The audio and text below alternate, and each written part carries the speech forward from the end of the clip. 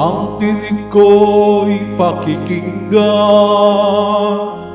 ng kabilang sa aking kawan, ako'y kanilang susundan.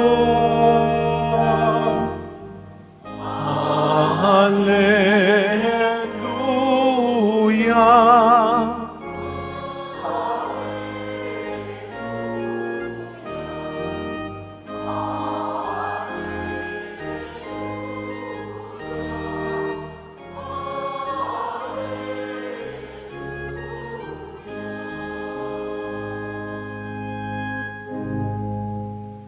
Sumainyo ang Panginoon. At sumayo rin.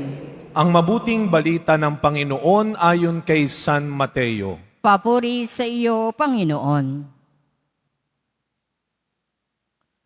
Noong panahong iyon, isang araw ng pamamahinga, naparaan si Jesus sa triguhan. Nagutom ang kasama niyang mga alagad, kaya't nangitil sila ng uhay at kinain ang mga butil. Nang makita ito ng mga Pariseo, sinabi nila sa kanya, "Tingnan mo ang ginagawa ng iyong mga alagad. Bawal yan kung araw ng pamamahinga." Sumagot si Jesus, "Hindi ba ninyo nabasa ang ginawa ni David nang magutom siya at ang kanyang mga kasama? Pumasok siya sa bahay ng Diyos at kumain ng tinapay na handog sa Diyos. At pinakain niya din niya ang kanyang mga kasama. Labag sa kautusan na kanin nila ang tinapay na iyon, sapagkat ang mga saserdote lamang ang may karapatang kumain yon. Hindi pa ba ninyo nababasa sa kautusan ni Moises na tuwing araw ng pamamahinga, lumalabag sa batas tungkol sa araw na ito ang mga saserdote sa templo, gayunmay hindi nila ipinagkakasala iyon? Sinasabi ko sa inyo, naririto ang isang higit na dakila kaysa templo.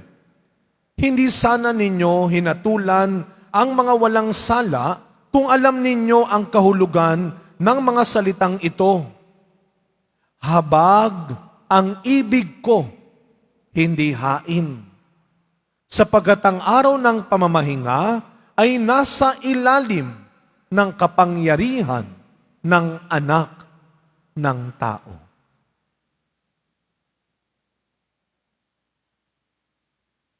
Mga kapatid, ang mabuting balita ng Panginoon. Pinupuri ka namin, Panginoong Heso Kristo. Magsiupo ang lahat. Good afternoon po sa inyong lahat. Pakibati ho ang katabi ninyo. Good afternoon. At kasabay ng mainit na panahon, tayo po ay naririto araw ng Biyernes. Tayo'y nagkakatipon bilang isang pamilya ng Diyos, nagpapasalamat sa biyaya ng ating mahal na pong Jesus Nazareno. Bigyan natin ng palakpak ng papurit pasasalamat ang ating mahal na pong Jesus Nazareno. Mas malakas na palakpak para sa Kanya. Sabihin natin na malakas, "Thank you, Lord." Alam ko, lagi ko sinasabi ito sa inyo, na kapag tayo ay nagsisimba, hindi lang tayo humihingi. Nagpapasalamat din tayo. Kayo naman, oo kayo ng oo. Tama nga, Father, tama nga. Pero, alam ko naman, kahit kayo ay tama ng tama, magpapasalamat, alam ko naman. Pero Father, may hinihingi pa rin ako. Kaya ako nandito. Kaya tayo nagsisimba pa rin, kaya tayo lumalapit pa rin sa Kanya, bukod sa tayo ay nagpapasalamat dahil may kailangan pa rin tayo sa Kanya. Amen. Sabihin nyo sa katabi ninyo, may kailangan pa ako sa Diyos. Huwag kayong mahiya. Kaya nga tayo lumalapit dahil meron tayong kailangan. Lahat po ng mga nandito at meron pang ipinapakiusap, meron pang hinihingi sa Diyos, taas ang dalawang kamay. O, di ba? Kulang na lang talaga kung pwede lang iabot ninyo talaga sa langit. Kung pwede lang 2 paa rin, Father, para mauna akong bigyan. Lahat tayo may kailangan pa. At marahil kayo matagal na. Ilan sa inyo, meron pang matagal na, buwan na, taon nang hinihingi sa Poong Nazareno. Taas ang kamay. Okay, mahiya. Diba? Ilan kaya sa inyo dito, buwan na, taon na. Pero nakita nyo ba? Naisip nyo ba? Tinaas nyo ang kamay ninyo. Siguro na-realize mo, oo nga bakit babalik pa ako ng balik? Hindi pa binibigay. Napapagod na rin ba kayo? Lahat ng hindi napapagod, taas ang kamay. Talaga ba? Sabihin nyo nga po sa katabi ninyo, napapagod din ako. Buti nga nasabi nyo eh. Kasi di ba yan yung hindi mo masabi sa asawa mo? Kasi di ba yan yung hindi mo masabi sa mga anak mo? Yan ang hindi mo masabi sa mga magulang mo. Yang hindi mo masabi sa mga kasama mo. Kasi nahihiya ka. Kasi natatakot ka. Kasi nagyayabang ka. Kasi pinipilit mo. Kaya hindi mo masabi sa kanila yung kasasabi mo lang sa katabi mo. Kung pwede lang ikaw magsabi sa kanila, dahil hindi ko kayang sabihin na napapagod din ako. Kaya tayo nagsisimba dahil ang simbahan ay hindi lugar ng mga taong perpekto. Hindi ito lugar ng mga taong bato ang puso. Hindi ito lugar ng mga taong manhid.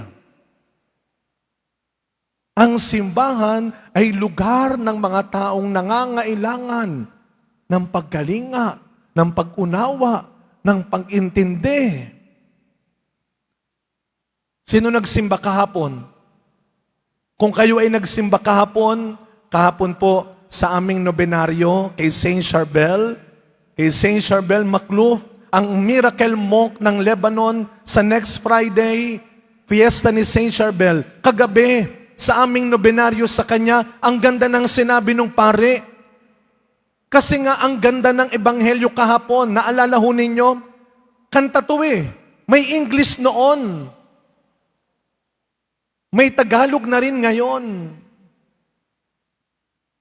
Lumapit kayo sa akin, kayong napapagal at nabibigatan, at kayo'y aking pagpapahingahin.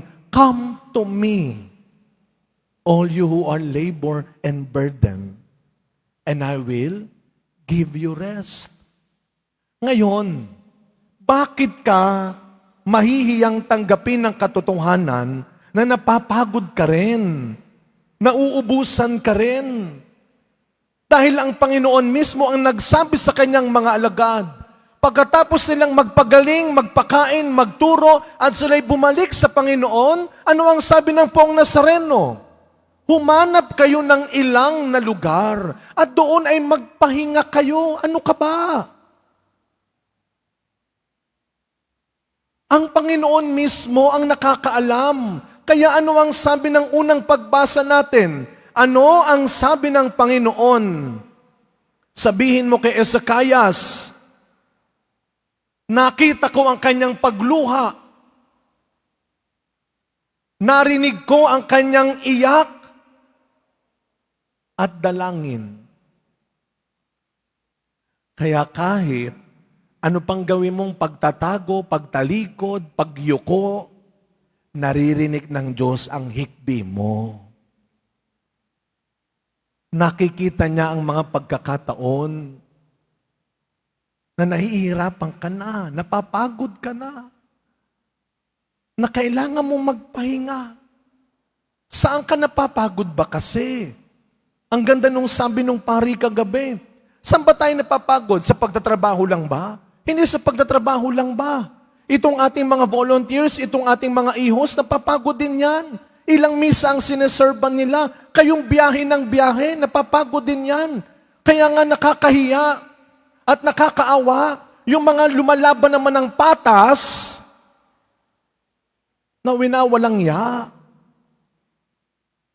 Pinapatay. Alam niyo na kung anong ibig ko sabihin. Sinusuong nila lahat ng pagod, yung mga nagtitinda sa labas, yung mga bumabiyahe, sinusuong nila lahat ng pagod. Dahil gusto nilang hindi lang mabuhay, dahil gusto nilang bumuhay ng kanilang pamilya. At alam niyo kung anong nakakapagod? Hindi lang yung trabaho, hindi lang yung paglalaba, hindi lang yung pagkakarpentero. Ang mas nakakapagod, alam niyo, yung umunawa. Yung ikaw yung laging umiintindi. Nakakapagod din, di ba? Nakakapagod din ang magpatawad, ang magbigay, ang tumulong. Sino bang hindi napapagod? At minsan nakakapagod din yung makipagkompetensya. Yung pinipilit mong maging katulad din ng iba. Yung pinipilit mong tanggapin ka ng lahat. Di ka ba napapagod? Na gusto mo maging kamukha ka rin nila? Na gusto mo magkaroon ka rin ng meron sila? Na gusto mo gustuhin ka rin ng iba?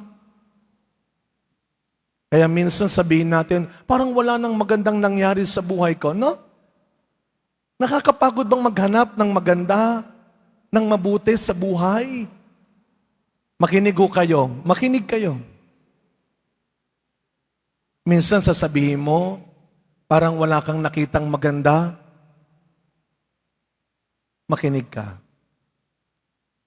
Tigil na at tama na. Dahil baka naman minsan, ikaw ang magandang bagay na ginawa ng Diyos para sa iba. Amen? Ha? Pagpahingahin mo rin yung kalooban mo. Pagpahingahin mo rin yung isipan mo. Kaya kung iniisip lang natin kung ano ang nagbibigay ng pagod sa atin, ngayon makinig ka. Ano ba ang pwedeng pumawi ng pagod mo? Kaya hindi daw laging yung material na bagay, hindi lagi yung papuri, hindi lagi yung sasabihin lang ng ibang tao ang magpapapahinga sa'yo. Kailan ka lang magkakapagpahinga? Kapag pinuri ka na rin nila. Kapag kamukha mo na rin ang suot nila. Ang kutis nila, ang buhok nila, ang posisyon nila. Hindi. I tell you, habang nabubuhay ka, pasensya na. Mapapagod at mapapagod ka. Hanggat nabubuhay ang tao, mapapagod tayo. Parte ng buhay yan. Pero may good news ang Panginoon. Pwede kang laging lumakas ulit. Hindi gamit ang kapangyarihan, kasikatan ng mundo. Isa lang, ang panalangin. Your prayer life will be the only source of your strength. Sa piling ng Diyos. Kaya nga, huwag mong hahanapan ng oras para magsimba. Huwag mong hahanapan ng oras para mag-serve pa rin. Huwag mong hahanapan ng oras para magdasal. Bigyan mo ng oras ang pagsisimba, ang pagdadasal, ang pagsiserve. Dahil ito lang, tanging ito lamang, ang makapapawi ng tunay na kapaguran ng isipan, ng kalooban at katawan natin, ang Panginoong Jesus Nazareno lamang na nagsasabi, lumapit ka, naririnig ko ang iyak mo, nakikita ko ang pagod mo. Nalalaman ko ang panalangin mo. Alam kong mapapagod ka na. Lumapit ka sa akin. Ikaw ay aking pagpapahingahin. At pagkatapos, lumakad ka ulit. Malakas ka na ulit. Kaya mo na ulit. Kaya sa pagpapatuloy na misa natin, mga kapatid, sa misang ito at sa mga susunod pang misa, wag na wag tayong uuwi, hindi lang sa hindi nagpapasalamat, kundi sa hindi humihingi.